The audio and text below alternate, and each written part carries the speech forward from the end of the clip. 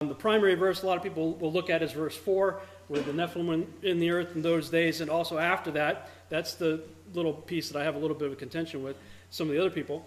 When the sons of God came unto the daughters of men, and they bare children to them, the same were the mighty men that were of old, the men of renown. That took place on Mount Hermon in the days of Jared. We get that information from what I refer to as the synchronized, biblically endorsed extra-biblical texts. Those, bit of a mouthful, synchronized, biblically endorsed extra-biblical texts. Those being Enoch, Joshua, and Jubilees, and I refer to them that way because they are synchronized in the sense that they follow the same chronological order of events that we find in the book of Genesis. I call them biblically endorsed because the authors of the Holy Spirit-inspired authors of the canonized text are quoting from these books, referencing them by name, or inferring things that can only be found in these books. So I thought it'd be neat to compile them into one volume with the book of Genesis, and I have that back there, but in the King James and the Septuagint side by side, because there's some interesting differences between the King James and the Septuagint, in particular in the book of Genesis. So you get those side by side to read first, and then you get the full volumes of Enoch, Joshua, and Jubilees. Of course, most people who study the subject of the Nephilim derive a lot of information from the book of Enoch, just because it's loaded with information about we find out are 200 Watcher-class angels that landed on Mount Hermon in the days of Jared. I love putting together timelines. I'm a very visual person, and it helps me to kind of wrap my mind around various topics if I can put it down visually and try to figure out what's going on. So I love to create timeline charts. And based on the chronologies that were given for the various patriarchs in the Old Testament, we know, these guys were living 900 plus years, right? And they're overlapping and stuff. So I love to, see that visually. If my calculations are correct, and I base this on the works of Dr. Ken Johnson, Bishop Usher, there's a lot of people who have done timelines specifically related to the pre-flood world with the patriarchs. So, as well as my own personal research on it, I came to the conclusion that the Genesis 6 experiment took place in roughly 3550 BC. So not too long. If you believe creation started at roughly 4,000, some say 3,900-ish, it's not too long after the creation that we've got this event taking place in the days of Jared. Jared's name means descended. They named him because that's when the angels descended, in the days of Jared. So if my calculations are correct, that took place in 3550 BC. One of the reasons why I do not believe in multiple incursions is because I don't think that Genesis 6 even remotely supports it, even in the verse that people use. For instance, especially if you take into the account of the testimony of the book of Enoch, landing in the days of Jared, you end up with the Nephilim were in the earth in those days. What days? The days of Jared. And also after that, what is the days of Jared.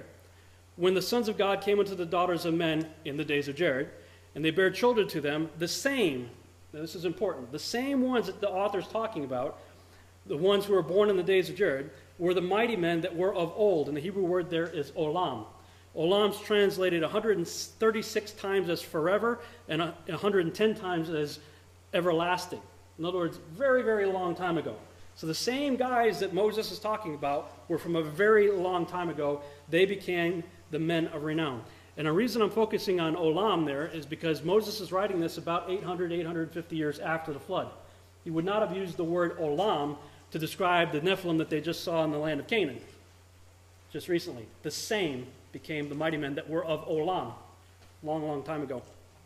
When you read in the book of Enoch about the severity of the judgment of the watchers who participated in this experiment, you get to chapter 68 and you see that Michael, the mighty archangel himself, looks at the severity of the judgment that is being imposed on the watchers, and he turns to Raphael, and I'm going to paraphrase, dude, wow, no one's ever going to do that again. And if you read it for yourself, I'm not going to take the time to read it just for the sake of, moving forward here. But it says that he's looking at this, and it says that he's trembling because of the severity of the judgment that he's seeing. And later he says, man, nobody else is going to do this in the bottom verse there.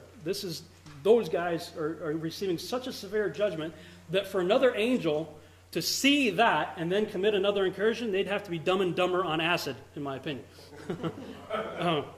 That's how severe it was. If Michael, the archangel himself, is like trembling in his boots, it's pretty severe. So I want to talk about what I believe is the Genesis 6:4 pre-flood return of the Nephilim. When I was synchronizing the text and looking at them, I'm not going to go through all of this in the red there, but I'm just going to go through the black. This is the Genesis portion of Genesis chapter 6, 1 through 18. We see in the first 4 verses that angels were mating with women. And that's backed up and synced up with the text that you see there in red. Genesis 6, 5 through 7 shows how God feels about the resulting violence. He's obviously very upset about that. Syncs up with the text that you see there. Genesis 6, 8 through 10 reveals how Noah and his sons were genetically pure. Pastor talked about that in his session earlier. The Hebrew word used there is the same Hebrew word where it says perfect in his generations. Same word that's used to describe the pure red heifer without spot or blemish and things like that. He's genetically pure. So we have an exception there. Noah and his family, and his sons are described next, are the exception to verses 11 and 12 where it says all flesh became corrupted. How much is all? Okay, I think all means all. Pastor, we were just talking about that, right? In Hebrew and Greek too, I think, right? Yeah, all means all the time. So with the exception of the people that were just described in the previous verses, it says all flesh became corrupted.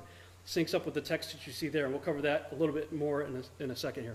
Genesis 6, 13 through 17, God grows increasingly angry and tells Noah to build the ark and shows him how to do it. Syncs up with the text you see there.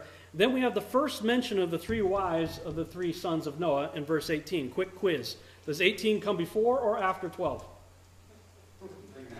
18 comes after 12.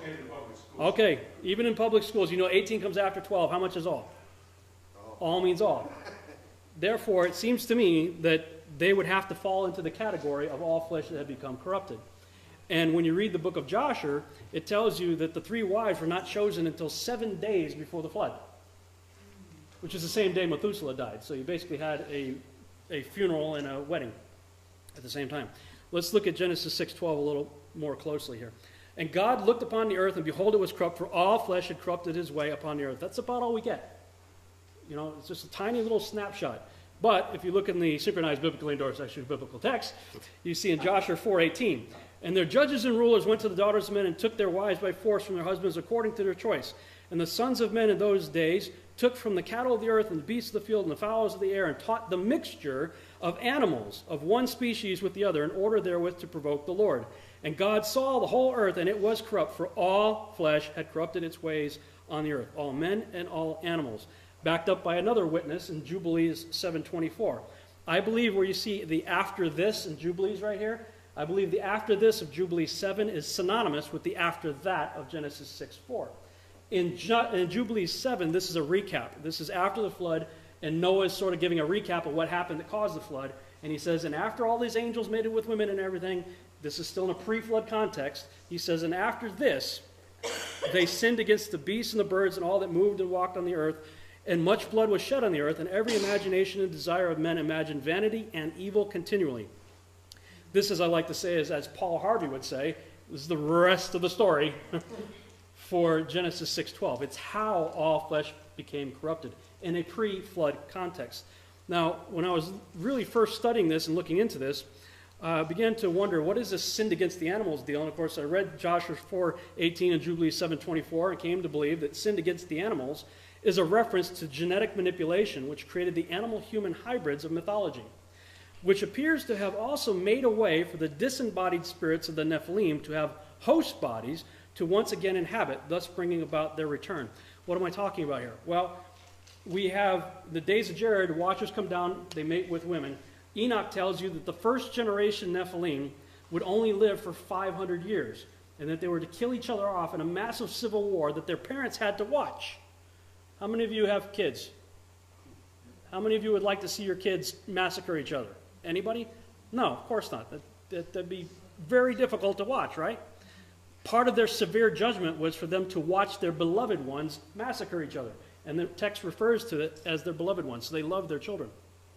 That was part of their judgment, was to watch their children kill each other off. Josephus likens the first generation Nephilim to the Titans of Greek mythology. So I believe that this 500-year civil war that Enoch writes about is what the Greeks later stylized and what became known as the Clash of the Titans. You've seen the movie The Clash of the Titans? I believe that's where it all goes back to. I believe it goes back to that story right there. But 1,200 years before the flood is the days of Jared. Okay, days 3550 BC. about 1,200 years before the flood. That's when they arrive. They get busy pretty quick. They start mating with women. They have children. 500 years they're allowed to live and kill each other off. Then the watchers who gave birth to these children, or who mated with women who gave birth to these children, were judged, bound, and buried for 70 generations. And then eventually Enoch is raptured, sometime shortly thereafter. Well, that's 700 years before the flood. All that's over and done with, 700 years before the flood. So that begs the question, what happened? Why did God get so upset within those 700 years? I believe that's the after this time frame that we're talking about here. And as I was looking at this scenario right here, I happened to read this quote in Dr. Judd Burton's book before I met him. He said, "Despite the loss of their physical bodies, there is reason to believe that the giants' spirits continued to exist. In this state, they were and are demonic entities. Like other sentient creatures, they have an eternal spirit at their essence. Therefore, the Nephilim and related tribes of giants never really ceased to exist. Only their physicality was lost." And I agree with that 100%. The book of Enoch tells you point blank that the demons or the wandering or the evil spirits were the disembodied spirits of the Nephilim that were killed. So when you have the clash of the Titans, those first generation Nephilim, however many there were, when they were killed off in the Civil War, their spirits went out and became wandering spirits. They lost their physicality. They're looking for bodies again. So what happened next? I believe they started this process of the genetic manipulation that we read about in Joshua 4:18 and Jubilees 7:24. They started to create host bodies for their spirits to go into. We learned from Paul that there's one flesh for birds, one for animal, one for humans. You read that quote, I think it's in 1st or 2nd Corinthians, where he's talking about that. When Genesis talks about God breathed into Adam's nostrils and he became a living soul, the Hebrew word there is nephesh. It's the same word used for the living creatures when he's making the animals. It is my opinion that God has a God-prescribed nephesh for a bird, for a dog, for a cat, for lizards, fish, and humans. So if that's the case, if that's true, what happens when you blend, let's say, a human with a goat? There's no God-prescribed nephesh for a human goat, for a satyr. So in my opinion, what you end up with is you've created a host body that is fit for a disembodied spirit to go ahead and get into. And those animal-human chimera may have been similar in characteristics to their fathers. Like reproduces after like, right? Judd talked about Azazel. Azazel is traditionally associated with the goat. So it is my opinion that the satyrs were later representation or manifestations of host bodies for the like spirit of the Azazel human Nephilim that, once they were killed off, that goat-like demonic spirit would find a host body that would be appropriate for it. Does that make sense? Yeah. Okay. I've got dinosaurs down there, T-Rex and whatnot. It is my opinion that the herbivore class dinosaurs were probably created by God, but perhaps the Velociraptor T-Rex type characters may have been part of that genetic manipulation of existing lizards to create creatures that had only evil continual and violence, and that's not a very pleasant creature right there. You see Jurassic Park? When they first get there and they see the apatosauruses and stuff out there, wow, that's wonderful, that's beautiful. Then all of a sudden, T-Rex comes through and the Velociraptors. Well, we see in the text that there was violence, terrible violence. So it's my opinion that genetic manipulation took place of lizards there, and that all of this took place in the last 120 years leading up to the flood, which is what I believe Genesis 6:3 is really referring to. Genesis 6:3, I think, is overlooked a lot of times, where it says that my spirit will no longer dwell with man, for he's flesh, and his days should be 120 years. Well, he's flesh since Adam. So what's he talking about there? I believe that he created our bodies as a temple for who? The Holy Spirit, right? He created us in his image and likeness. We are in the image and likeness of God. We are, if I can use this term, a host body, right, for his spirit to indwell, right? We are the temple of the Holy Ghost. Well, if you corrupt this temple, God says, I ain't going to hang out with you. If you start genetically manipulating your body such that you corrupt the temple that's in my likeness, I'm not going to hang out with you anymore. I believe Genesis 6:3 is the warning. He's sending up a flare saying, hey, all this genetic manipulation you guys are doing, you better knock it off, because if you keep it up, I'm not going to be able to dwell with you anymore. And I think that transhumanism that we see today is nothing new under the sun. What has been done will be done again. I think that that's what we're seeing take place. And I believe it was taking place in the latter 120 years leading up to the flood. As I was contemplating these things, I happen to have these two books sitting on my desk, arranged in this order. Doug Hamp's book, Corrupting the Image, on the left, and Tom and Nita Horn's book, Forbidden Gates, on the right. And I looked at that and I thought, wow, what if that's the formula? What if corrupting the image that God created and called good and very good leads to opening forbidden gates that brings about the creation of Nephilim? Everybody likes to use the definition of Nephal, or from Nephilim comes from Nephal, to meaning to fall. But as we see in Strong's 5307, it has a number of other meanings besides just to fall. I think all of them are appropriate. I think when we think of the term to fall, that's a reference to something being corrupted and falling from its original state that God called good. When you corrupt that, you've fallen from that state. As I was thinking about that, I happened to go out and see the movie Spider-Man, one of the more recent ones that came out, where the main bad guy was the lizard, who was a scientist who had lost his arm, and he was doing experiments. Why is it that you could cut the tail off of a lizard and it grows back? What is the genetic code that allows limb regeneration? So he's experimenting. He cuts off the legs of mice and stuff, starts injecting them with lizard DNA, and eventually he gets a viable subject. The leg grows back. Aha! I've got it figured out. Awesome! So he injects his stump with this concoction, and what do you know? His arm grows back. Yay! That's awesome! But he had an unfortunate side effect. He became a giant lizard creature who had only evil continually in his heart and mind. He started out as a good guy. Do you see what I'm saying here? I think that's the reason why we had the text that Pastor Dan read earlier in Genesis, I believe it's 6:5, if I remember right, where it talks about that men had only evil continually in their hearts and minds. And I started thinking about that. I mean, there have been a lot of people in history that have been evil people who have done evil things. I mean, the Nazis did some pretty horrific things, right? But I'm sure they still had tender moments with their children and with their spouse, even though they did terrible things.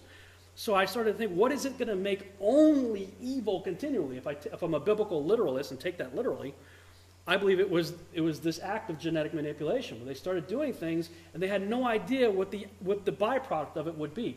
And maybe it was progressive, because I would imagine it was probably seductive to do this transhumanist thing.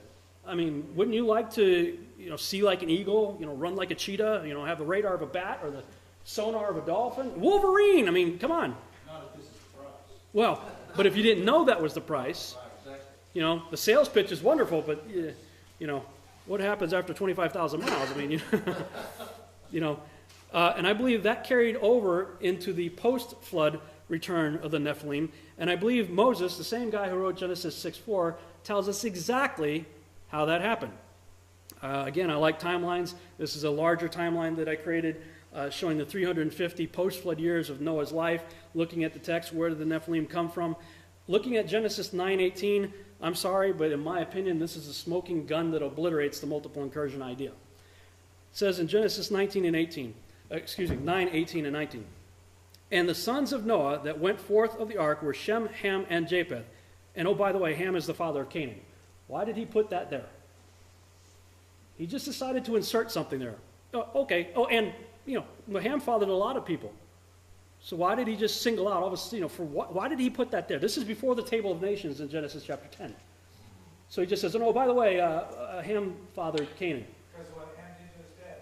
Well, I'm not going to go there, but I don't think that that's the case.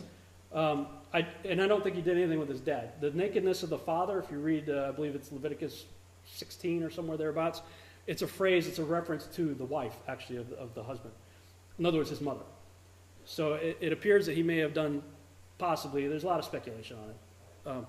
Well, apart from whatever the acts were, and I know myriads of those things that were suggested. But Canaan is the one who was mentioned in Noah's prophecy of the cursing and judgment. It's not even Ham. That's right. It's Canaan is Right. the one who's Right. mentioned. Absolutely So right. whatever, the focus becomes that, as well as when Abraham eventually is led to the land of Canaan. Correct. So, Yeah, and that's important to point out, that the curse was not on Ham. The The curse was on Canaan. And pretty much everybody who studies the subject of the Nephilim would admit that the Canaanites were Nephilim. That's why we see constant references throughout the Torah and the book of Joshua where God is telling the Israelites to utterly destroy these people, including the women and the children, in some cases even the animals and stuff. Wipe out everything. So we have a choice. Either God is prejudiced and schizophrenic and into random acts of genocide, or he has a legitimate reason for isolating those specific people groups, the Amorites, Jebusites, Girgashites, etc., for utter destruction, including women and children. Because in the standard rules of war, of course, the men go to battle, they fight each other, they kill each other, I get it. But they can also take the women and children and animals as spoils of war. They can take them. Except for the specific campaigns when you went to these certain ites that are listed in Genesis 10, 6 through 20, i.e. the Canaanites. And Moses tells you, oh, and by the way, Ham, not an angel, is the father of the Canaanites. And in case you don't get it, it says in verse 19, these are the three sons of Noah, and of them was the whole earth populated. Overspread in King James, right? Or overspread. This is about 800 to 850 years after the flood. Moses is saying the entire world was populated by these three people. So if he meant to say, except for that group of giants over there that were fathered by angels, this was the time to do it. But he didn't do that there. And then he goes to chapter 10 and tells you exactly where the ites come from.